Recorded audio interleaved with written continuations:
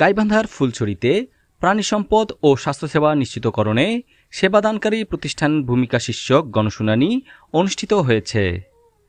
বৃহস্পতিবার ২১শে August community ভিত্তিক জলবায়ু সহনশীলতা ও নারীর ক্ষমতায়ন কর্মসূচি এর উদ্যোগে ফুলছড়ি সরকারি পাইলট উচ্চ বিদ্যালয় প্রাঙ্গণে গণশুনানি অনুষ্ঠিত হয়। মানুষের জন্য ফাউন্ডেশনের সহায়তায় ও এসকেএস ফাউন্ডেশনের বাস্তবায়নে আয়োজিত এ কর্মসূচিতে প্রকল্পের অংশগ্রহণকারীগণ অংশগ্রহণ করে। এ সময় উপস্থিত ছিলেন ফুলছড়ি উপজেলা প্রাণিসম্পদ দপ্তরের SALO সম্প্রসারণ মোহাম্মদ মুত্তাকিম, ফুলছড়ি সরকারি পাইলট উচ্চ বিদ্যালয়ের প্রধান শিক্ষক মিলন কুমার বর্মন, ফুলছড়ি ইউনিয়নের প্যানেল চেয়ারম্যান সাইফুল ইসলাম, ফুলছড়ি ইউনিয়নের ফুলছড়ি গ্রামের পদ্মা নারী দলের সদস্য মাহফুজা বেগম, ফজলুপুর ইউনিয়নের টাওয়ার বাজার গ্রামের জবা নারী দলের সদস্য ইয়াসমিন বেগম প্রমুখ।